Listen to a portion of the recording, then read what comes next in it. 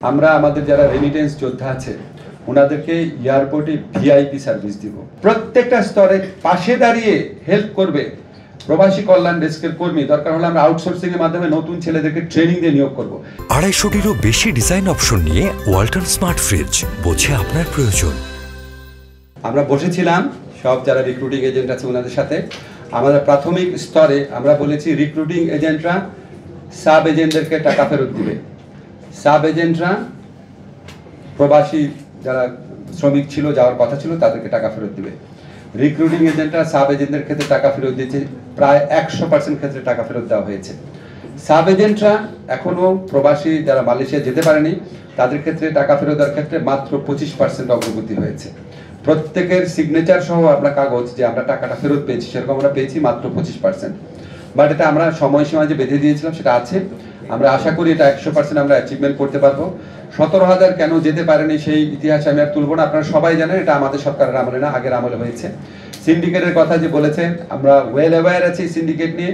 Syndicate যেন ভেঙে যায় সেই জন্য আমরা অত্যন্ত জোরালোভাবে মালয়েশিয়া সরকারকে বারবার অনুরোধ করছি, আপনি 100 জনের মধ্যে সীমাবদ্ধ রেখেন না, আপনি এটা ওপেন করে দেন, ঠিক আছে? আর তারপরেও ওইখানে কি দুর্নীতি হয়েছে না কি হয়েছে সেই ব্যাপারে আমরা অবশ্যই তদন্ত করব। এটা আমরা যে কোনো দুর্নীতির ব্যাপারে তদন্ত করব, এটা আমরা নেক্সট ফেজে করব। আপনাদেরকে একটা তথ্য একটু জানাতে চাই। এখানে আমাদের প্রশ্নকর্তা বললেন যে প্রবাসী কল্যাণ যারা ফেরত আসছেন ওনার এয়ারপোর্টে বেটার ব্যবহার পাচ্ছেন। আপনাদেরকে এখন একটা স্পেশাল তথ্য দিতে চাই, সেটা হচ্ছে আমরা আমাদের চিফ অ্যাডভাইজারের অত্যন্ত আগ্রহ আছে, ওনার উৎসাহ আছে, ওনার নেতৃত্ব থাকবে এখানে। আমরা আমাদের যারা রেমিটেন্স যোদ্ধা আছে ওনাদেরকে এয়ারপোর্টে ভিআইপি সার্ভিস দিব। একজন ভিআইপি যখন এয়ারপোর্টে যান, যাওয়ার পর ওনার দেখেন না ওনার লাগেজ নিয়ে একজন সাথে সাথে থাকেন, ওনাকে চেক ইন করার সময় পাশে একজন থাকেন, ইমিগ্রেশন করার সময় পাশে একজন থাকেন। প্রত্যেকটা স্তরে, প্রথম স্তরে আমরা মধ্যপ্রাচ্য টার্গেট করেছি, ইউরোপটা পরে করব। মধ্যপ্রাচ্যে যাওয়া যাচ্ছে, মধ্যপ্রাচ্যে আমাদের অধিকাংশ শ্রমবাজার আপনারা জানেন। প্রথম স্তরে মধ্যপ্রাচ্যে যে সমস্ত শ্রমিক, যে সমস্ত কর্মীরা যাচ্ছেন ওনারা যখন ফেরত আসবেন একজন ভিআইপি যেরকম ট্রিটমেন্ট পান, লাউঞ্জ ব্যবহার আমরা চিন্তা করছি পরে, এটা অনেক পরের কাজ। এখনকার স্তরে আমরা আগামী 2 সপ্তাহ থেকে 1 মাসের মধ্যে যেটা করব, লাউঞ্জ ব্যবহার ছাড়া বা সেপারেট যে আপনার ইমিগ্রেশনের একটা কাউন্টার ব্যবহার করা ছাড়া, ওটা আমাদের অনেক কর্তৃপক্ষের সাথে কথা বলতে হবে।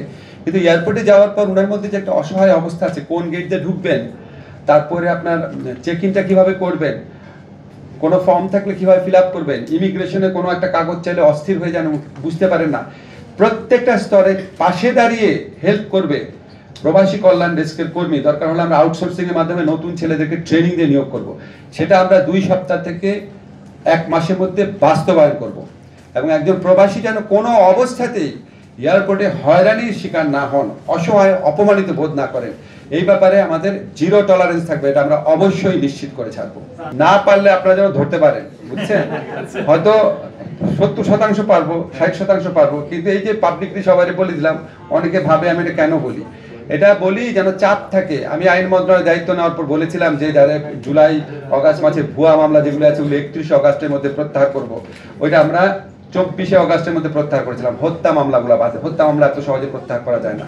আজকে আপনাদেরকে বললাম 2 সপ্তাহ থেকে 1 মাসের মধ্যে আমরা ভিআইপি ট্রিটমেন্ট, ওই পৃথক লাউঞ্জটা যেগুলি বাদে এমনি এয়ারপোর্টে যাওয়ার ক্ষেত্রে বেসিক যে ফান্ডামেন্টাল সার্ভিসের ক্ষেত্রে সেটা আমরা দেওয়ার চেষ্টা করব, সেটা দেওয়ার লক্ষ্য আছে আমাদের। আপনারা 1 মাস পর, আজকে একটু খেয়াল করে দেখেন কি কি সুবিধা আছে, 1 মাস পর আপনারা রিপোর্ট করেন আমাদেরকে জানিয়েন, ইনশাআল্লাহ আমরা সফল হব।